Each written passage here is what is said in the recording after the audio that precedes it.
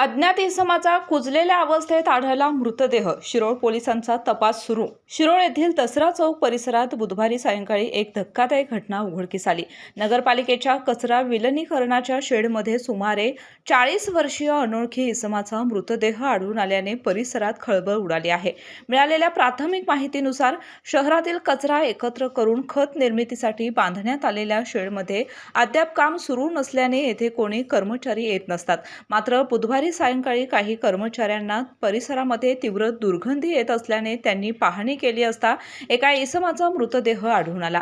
घटनेची माहिती मिळताच शिरोळ पोलिसांनी तातडीने घटनास्थळी धाव घेत पंचनामा केला.